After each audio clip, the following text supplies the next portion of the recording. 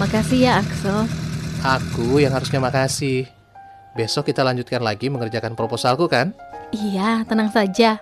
Aku gak bakalan lari kok. Ya sudah, kamu masuk sana. Udah malam. Ingat, langsung istirahat ya. Iya. Kamu hati-hati di jalan ya. Reva? Kamu ada di sini? Aku kira kamu sudah tidur. Gimana aku mau tidur kalau sahabatku ini belum pulang juga?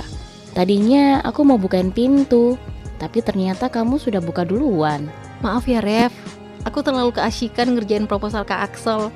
Sampai-sampai aku lupa waktu dan mengurangi waktuku bersama sahabatku ini. Lebay deh. Udah ayo masuk. Eits, tapi sebelum masuk kita makan dulu yuk. Tadi Axel membelikan sate di pojok jalan sana. 2 porsi lagi. Untukku dan untuk sahabat terbaikku, Reva Suciani. Kedengarannya enak tuh. Didengar saja udah enak, apalagi kalau sudah disantap. Yuk, Let's go Priska. Pris, kamu tahu gak kalau si Dion nyariin kamu? Dan dia meminta aku untuk menyampaikan permintaan maafnya padamu. Dan katanya dia ingin bertemu. apa? Dion? Beneran, Rev? Beneran Pris. Dan tahu gak, kalau tadi dia juga sempat marahin si Stella. Kalau kamu melihatnya, pasti kamu bakalan kegeeran dan mengira kalau si Dion peduli sama kamu. Gimana? Kamu seneng kan, Pris? Kalau kalimat itu datang sebelumnya, mungkin aku akan senang. Tetapi Rev, terlanjur hatiku terluka. Andai saja kata-kata dari Reva aku dengar beberapa waktu yang lalu, mungkin aku sudah akan terbang melayang karena bahagia. Tetapi mengapa sekarang kata-kata itu justru seakan tiada arti? Padahal, bukankah untuk dekat dengan Pangeran Dion adalah harapanku selama ini? Tidak. Dion sudah sangat menyakitiku. Dia sangat menyakitiku dengan sikapnya, dan dia harus aku anggap sebagai masalah. Entah sudah berapa lama ya hatiku membeku dan kembali mencair hanya ketika mendengar namanya. Gadis biasa yang mampu mencuri hatiku. Bahkan sekarang dia tampil dengan begitu sangat cantik.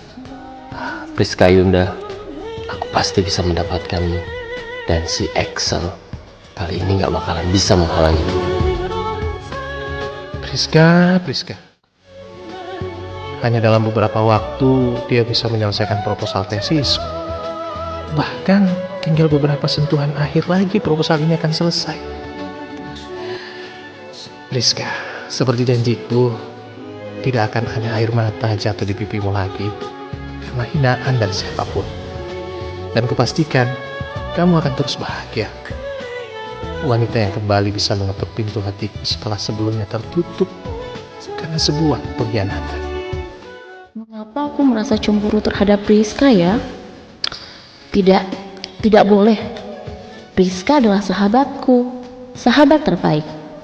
Jadi sedikit pun tidak boleh terbersih di hatiku untuk cemburu terhadapnya. Priska pantas mendapatkan keberuntungan dalam hidupnya, karena sudah begitu banyak air mata yang dijatuhkan selama ini. Aku sebagai sahabatnya justru harus terus mendukungnya. Tambah lagi minumnya. Ayo cepat tambah. Tapi Anda sudah mabuk, Mbak. Apa kamu nggak bisa mendengar perkataanku? Kalau aku bilang tambah, ya tambah. Tapi ini tidak baik untuk Anda. Kamu jangan sok mengajariku. Mana yang baik, mana yang tidak baik. Aku bilang tambah ya tambah. Maaf, Mbak. Tapi Anda sudah sangat mabuk berat. Beraninya kamu. Hei, apa-apaan sih kamu Stella? Di mana-mana saja selalu membuat onar. Dion, apa ini kamu? Kamu datang untukku, Dion. Seandainya pembantu kamu tidak menelponku untuk mencarimu, mana mungkin aku mau datang ke tempat seperti ini. Tetapi bukannya kamu pun pernah datang ke sini, Dion.